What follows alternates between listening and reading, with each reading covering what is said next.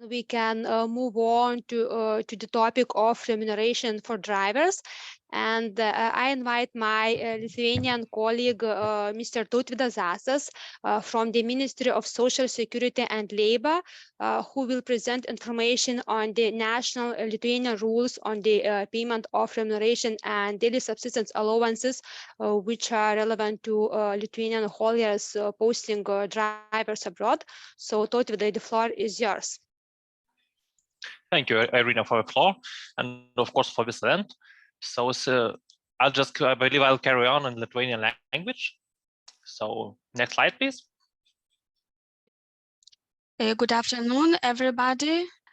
We wanted to remind you about the regulation of posted workers in Lithuania. This is concerning remuneration and subsistence allowance. As you know, from 2022, January 1st, wages and other benefits related to employment relations, as well as per diems and investments for business trips, must be paid by transfer to the employee's payment account specified by the employee. Maybe not all drivers know that we can apply in cash, but this is possible when this is needed to perform the functions of the employee. Of course, we can pay to the cards, bank cards to the employees, but of course we also can pay some benefits in cash when we need when they need to pay for some goods, when for the road toll, etc. So in such a case, we need to describe this in our internal rules. How the employee will pay back the cash if he did not use it for the purchase of the established goods and services. Of course, we need to use the established rules. If employee does not receive cash, then we transfer money to the employee's personal bank account. It can be employee's personal account, not only in a bank, but also in another payment institution, both in Lithuania and abroad. For example, this can be a PayPal account. We need to stress that the employer may not transfer wages or other benefits related to employment, as well as per diems and business trips expenses to a family member or friend or the employee. Next slide, please. And as we know, from the July the 1st this year, per diems can be paid according to objective criteria. They have to be differentiated according to objective criteria provided for in the collective agreement. You know that they cannot be less than the amount of the daily allowance cannot be less than 50% in all cases, and maximum daily allowance is approved by the government. There have to be a differentiation. There has to be information consultation procedure with workers' representatives. It can be a trade union or other body that represents the employees. And in another slide, I will provide more details on the objective criteria. And as we know that they have to be concrete, the per diems have to be established at the objective criteria. They have to be specific sizes. There cannot be any discrimination. And there has to be a very concrete amount of the per diem. And it has to be applied the same amount for everybody. And if there is an established system for per diem in the company, the employees have to receive a written confirmation of the level, or it can be done in an electronic form. So what are the objective criteria? As an example, you can plan per diem depending on the country where the employee to which employee is posted. There can be seasonality of the economic activity, but we need to stress that we need to apply critical thinking to the examples I provided, because each company takes into consideration its commercial activities and economic activities. So you always need to evaluate whether your criteria are objective and whether they are applied to each employee. Next slide, please. Maybe I will not go into detail in this slide. The daily allowance cannot be reduced if the employee does not fulfill work norms, performs work functions uneconomically, fails to complete the task within the set deadline due to circumstances beyond his control, did not obey the demands of the employer, his representatives, commits a violation of work duties, or a violation of traffic rules. But in any case, you cannot reduce daily allowance in such cases that I have mentioned. Another slide, payment of advance and per diem. I will not go into detail on this slide, but as you know, in the collective labor agreement, according to the labor agreement, an advance payment of at least 50% of the per diem calculated for the business trip must be made to the employee no later than on the last working day before the start of the business trip. And there can be a derogation if there is an internal rule set in the company, or if it's written in a collective labor agreement. In such case, you can establish that you're not paying in advance. But as you know, in Lithuania, we have a new rule that if the amount of daily allowance was not, if per diem was not paid for the calendar days, then paid part of the daily allowance for the days of the previous calendar month's business trip is paid together with the salary according to the salary payment procedure and deadlines, as a special rule applies to longer business trips. So if an employee is posted and in the labor agreement you agree that you will not pay in advance, but after a long time trip when a wage has to pay it, you have to pay the per diem in time according to the room. So there is internal rules, lex generalis, lex specialis, and of course, when the employee comes back from the trip, per diem is recalculated and it paid together with the remuneration.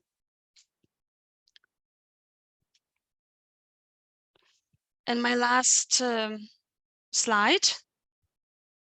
Additional information when going on a business trip when you go when a driver is posted to EU trip to EU country, the salary to which he's entitled under the law of the country to which he's posted, per diems and allowances to compensate for the actual travel, accommodation and meals expenses related to the posting. I will not go into detail as a colleague who spoke before me. I recommend to go to the European portal, to the ELA portal and to find the applicable information concerning posting. Thank you. And if you have questions, I'm ready to answer them. We are now moving on to presentations from 4 member states, Belgium, Sweden, France, and Denmark, where representatives from these member states will share information on their national rules on remuneration for drivers. We will now listen to all the presentations and then have time for your questions. I invite Belgium colleague, Mr. Stijn ACKAERT from Belgium, from Social Information and Investigation Office, to share information on the national rules on remuneration for drivers in Belgium. So, Mr. Stijn, the floor is yours. Hello, everybody. Can I see the next slide, please? Okay. So employers who post their drivers to Belgium must comply with terms and conditions of employment, including wage and employment conditions determined by law and punished by criminal law. These things are of public order. They are essential provisions that ensure the protection of workers' rights. And these provisions regulate, although this is in general, other things: working time, remuneration, public holidays, minimum length of paid annual leave, worker welfare, protective provisions. Pregnant women, there are not so many drivers who are pregnant, but okay. Non-discrimination, temporary work, hiring of workers, and working conditions provided by collective agreements. So here you see a link to see the regulation in Belgium. Next slide, please. But what is the wage for truck drivers who working, who doing transport for third parties? There are also other truck drivers driving with fuel and so, but most part of the truck drivers are doing the next NACI code, this NACI code, working transporting goods for third parties. So what is the wage in Belgium? The definition of wage is it's salary for working time, this driving time and other labor, such as cargo security, diesel fueling, putting papers in order and other things. And it's also paid for availability time. Availability time, it's like in the directive 2002. It's the periods other than breaks or rest periods during which the employee does not have to remain the workplace, but must be available to respond to any calls to start or restart, resume the journey, to carry out other work. Also the time with the double crew, if the truck driver is not driving himself, but is next to the driver, he also has to paid for his availability time. This is in Belgium, it's like that. You have to pay them even if they don't work. It's not especially work, but it's also time you have to pay. Next slide, please. The wage in Belgium. The first one, well, it's not really correct. It's a helper. It's the lowest is 11 euros. But most truck drivers earning the plus 15 tons is 12.92 euros, 12.92 euros per hour. You have to pay them when they're working in Belgium and when they are posted. If they work on Sundays or public holidays, it's 2 times, 100% extra. For availability time, so the time when they're not driving or loading or something, it's 99% of the hourly wage you have to pay. And the supplements on Sunday of public holidays for availability time is plus 50% per hour. Next slide, please. Yeah, some drivers are already a longer time in the company, so if they have seniority, corporate seniority, you have to give them a little bit more. It's the first point per hour. that's the second point is a little bit difficult. If the truck driver is doing many hours in 1 month in Belgium, more than 260 hours working time and available time together, you have to pay a little bit extra for the extra hours, plus 50%. Then the hours for training within and outside working hours, but normally it will be happening in your own country. But if if you do that in Belgium, you have to pay them also 100% from the wage. And wage for a fixed stay flat is a flat rate from 8 hours for at 100%. When the truck driver has to stay here in Belgium during the weekend, for example, during the weekend, and he cannot go home or sleep in the company, only have to pay them 8 hours, a flat rate for 8 hours a day. Okay, next slide, please. The allowance next to the wage, you have the allowance. In Belgium, it's the Arab fee. There is the Arab fee. This per hour of work or availability time, you have to pay €1.52 euros per hour without taxes or social contributions. But every hour they work or that people are available, you have to pay extra €1.52 per hour. When they have to sleep in their truck or in a hotel or something, you have to pay the truck driver an allowance for €40 per night in the week. And in the weekend, you have to pay them €58 a night. Yeah, with that money, he can buy a hotel. He can pay in a hotel for a room. Something you can give him more, but this is the minimum you have to pay him. Clothing allowance, it's small, it's €5 a month, or you have to do the laundry yourself for the truck drivers. It's also the rules in Belgium. And then the displacement allowance, yes, but in case of posting, the travel costs from the sending country to the host country are also borne by the employer. You have to also have to pay the costs of the traveling from, for example, Lithuania to Belgium. But if the truck drivers, for example, sleeping in a house and they go every day to their truck by car, you also have to pay them a little bit allowance to pay the fuel. Okay, next slide, please. No, not again. Yes. Okay.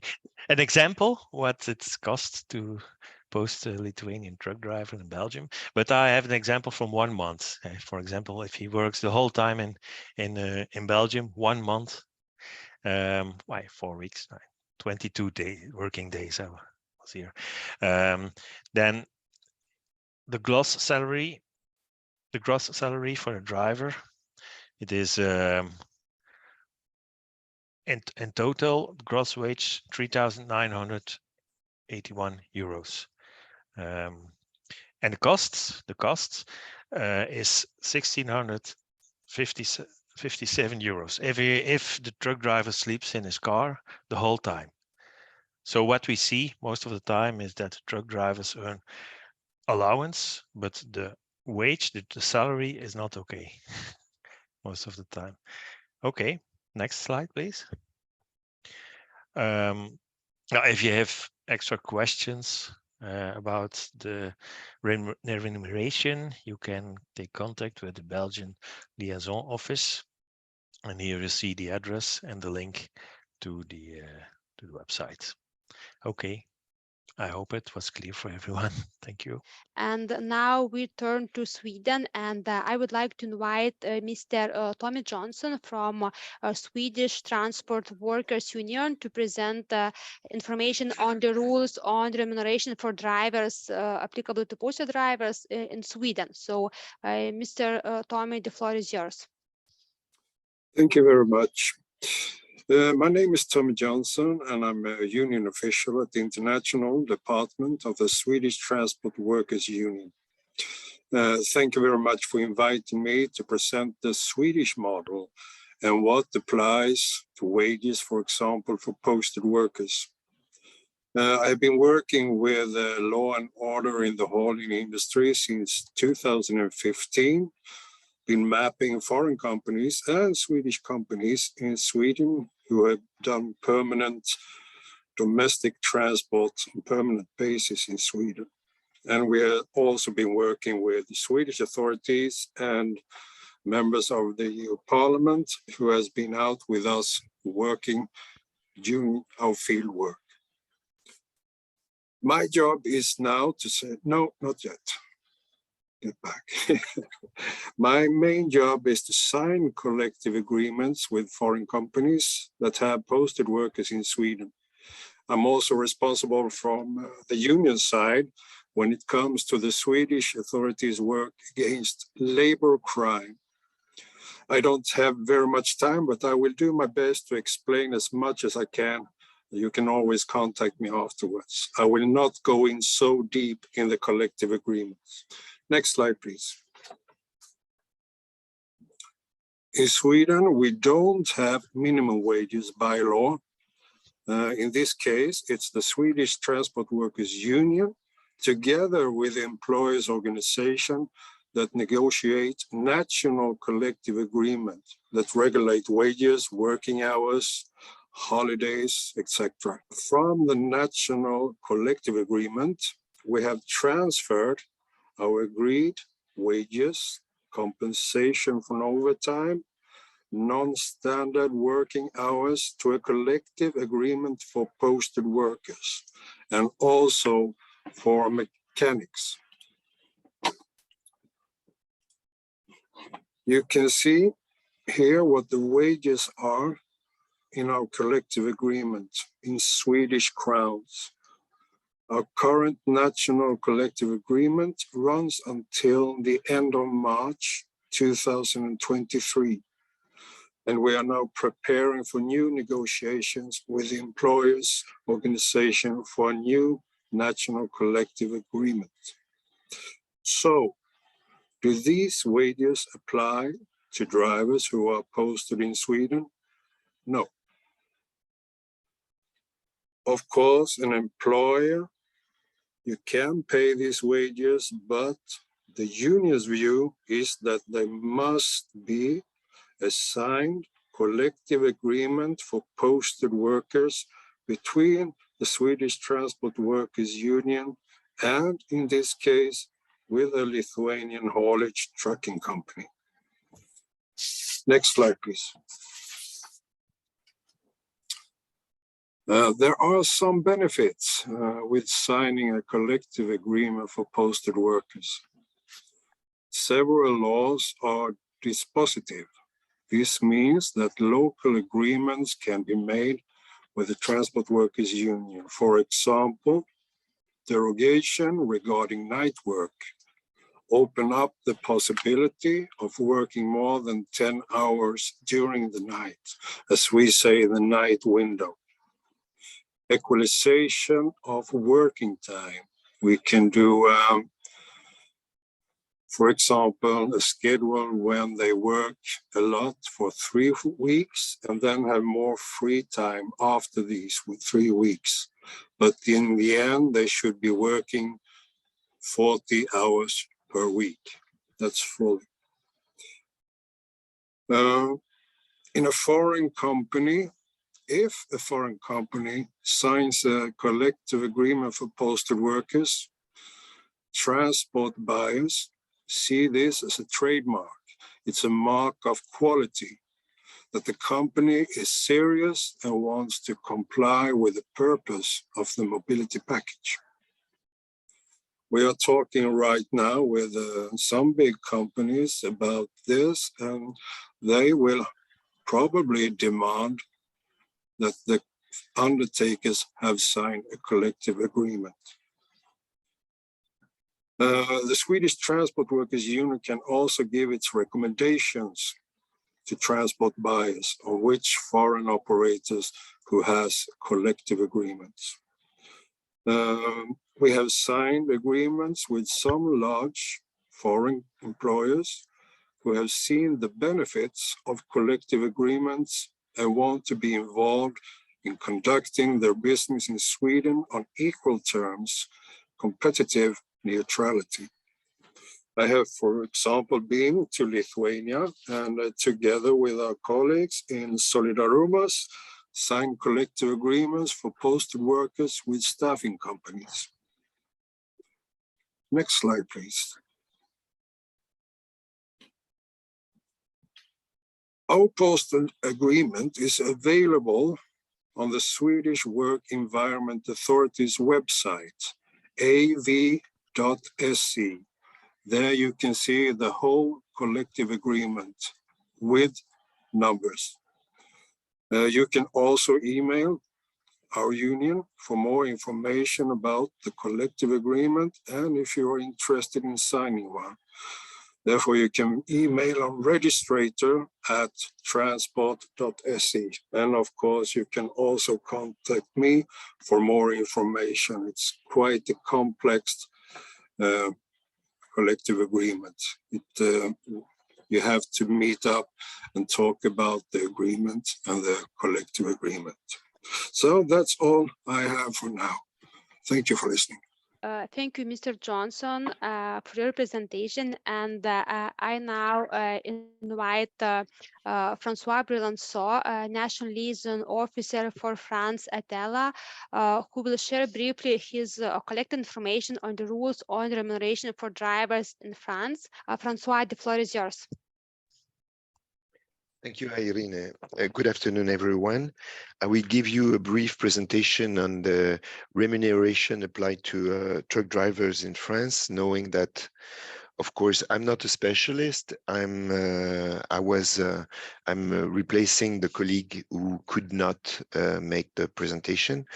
And secondly, probably you will have questions. I will try to reply the best way possible, but of course, we will be able also to collect the questions in order to have a plain and accurate reply, since my knowledge in this field is not excellent.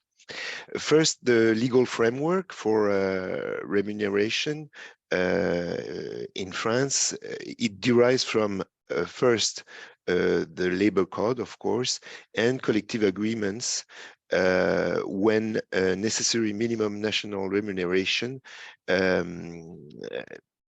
is not, when the collective agreement amount hourly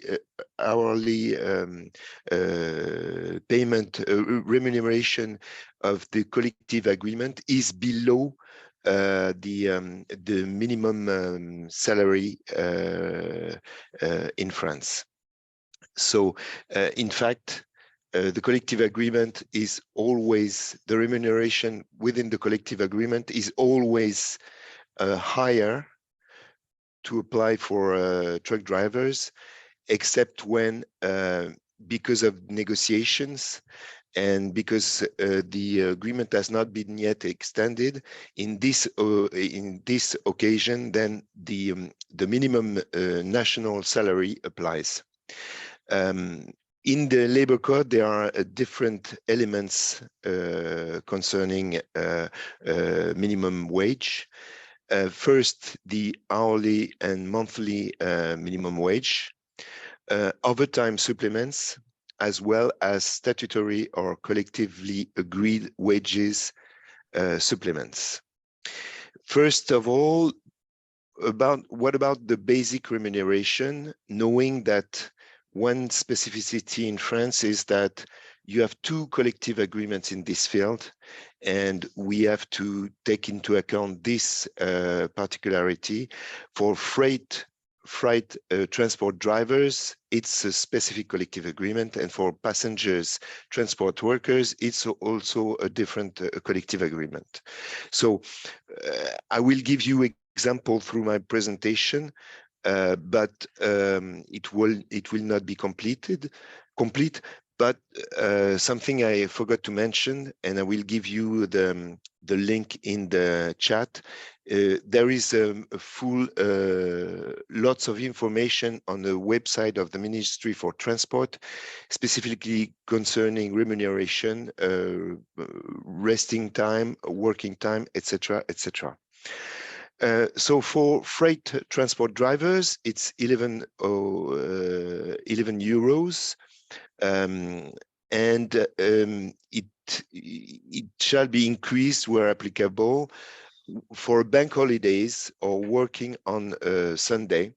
There are two different types of indemnity in that case. When it's you work on a bank holiday or on a Sunday less than 3 hours, it's 25 euros. And when working on a bank holiday and working on Sunday more than 3 hours, it's no, it's 11 euros for less than 3 hours and 25 euros for more than 3 hours.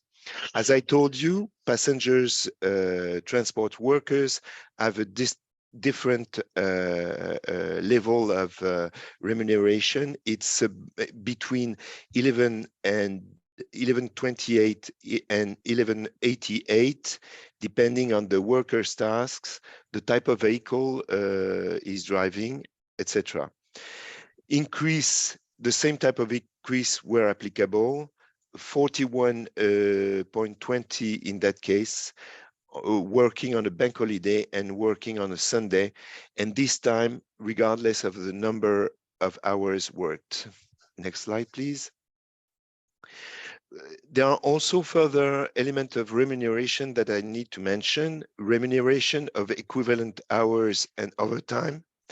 There is here also a difference between different categories of personnel and number of working hours extra. And but for instance, when we are talking, for instance, about long distance driving personnel, from the 36th to the 43rd hour, there is a 25% increase of remuneration, and from the 44th to the 56th hour overtime, 50% of increase. Remuneration for breaks in road passenger transport.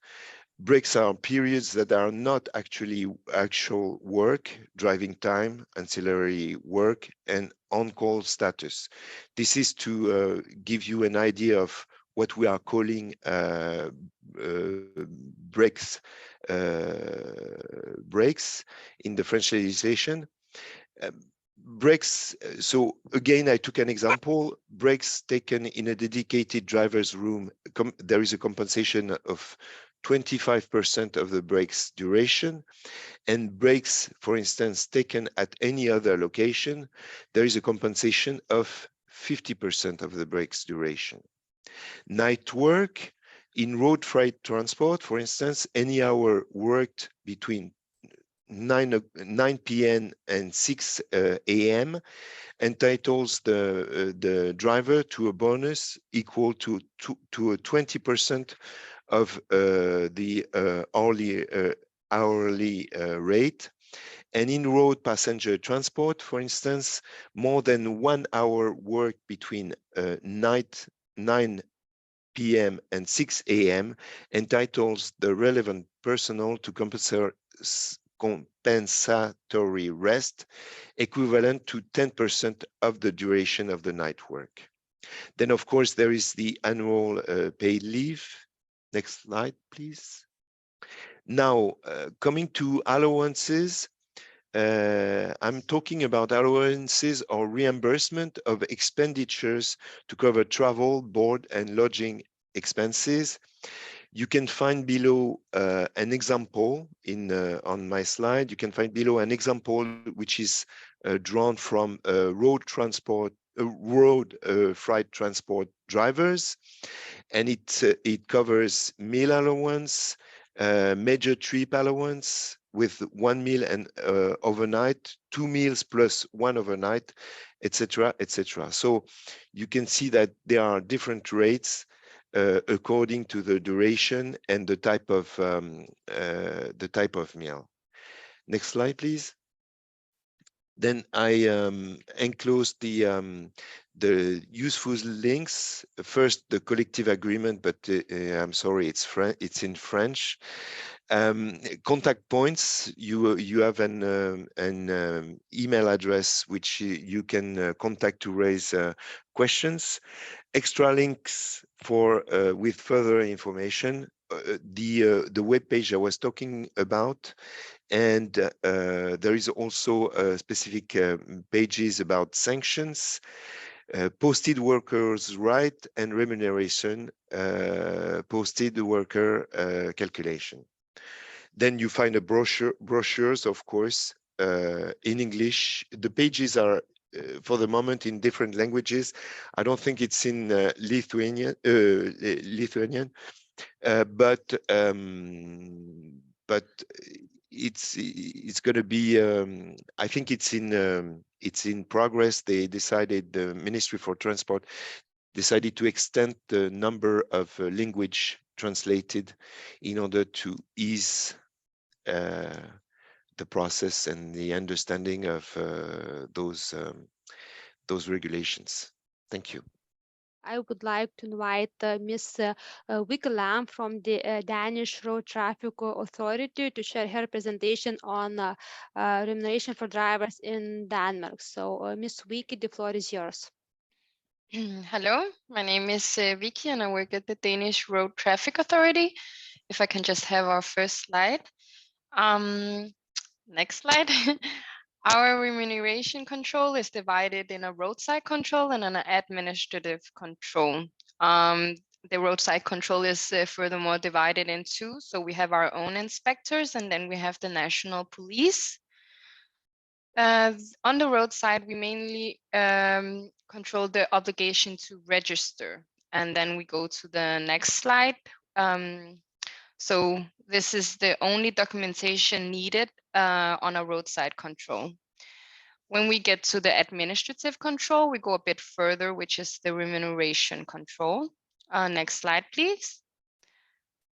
So we start on the IMI database, where we will do a random selection of transport operators performing any posted transport forms in Denmark. If we go to next slide, we will request the CMRs, the tachograph data, pay slips, proof of pay, so which is bank transfers, and then the employment contract. If we go to the next slide, we can see some examples of what we would approve as a payslip and then what we do not approve. These are from different member states, but one of the most important factors is that the transport form, which is within the scope of the posting rules, is specified. So when you see it says cabotage, it can say working hours in Denmark. So we only accept these specified pay slips since we do not accept the salary that could be paid for national transport in the member state of establishment. If we go to the next slide, we will wait 8 weeks for the operators to send all of the documentation. If we don't receive it all, we will then contact the authorities, which has 5 weeks. I can say that we are right now waiting for 50 supervision cases that the authorities are helping us with. Then we calculate the CMRs with the tachograph data, and then we assess if the pay slip is correct or if the right amount was paid. We compare what is paid with the bank transfer, and then we conclude it in 2 ways, either by verifying the documentation and everything was correct, or we send it to the police for further investigation. Next slide, please. The minimum wage is based on the national collective agreements. So we see some of the names that are the most representative in the industry. Our minimum wage changes every 1st of March to every year. Next one is, of course, the 1st of March 2023. And this is because of the rate change. If we go to the next slide, we see that this minimum wage consists of only the elements that are paid as a universal fee, which is consists of basic hourly pay, special savings, holiday savings, and the driver's allowance. Some of those elements that were not included was, as you see the list over here, export supplements, illness, overnight allowances, night work, since that these supplements are paid in connection with specific circumstances, they were not included. If we go to the next slide, you can see the minimum wage right now for a posted driver is around 23 euros and 24 euros if it is cabotage with passengers. We do not accept any deviations. We don't have a tolerance limit, except if they can be justified in exchange rates like different currencies at the time. Yes. If we go to the next slide, the national website is Workplace Denmark. That's the web page that you will get into if you go through your Europe portal. But I suggest if any specific questions about posted drivers should be directed to the Danish Road Traffic Authority, where we have general information. We have the references to the legislation, national orders. We have made a lot of guides on all transport forms that should be included in the posting rules. We have general question and answers, and then we have contact information to us that will be on the other side answering questions. Thank you very much.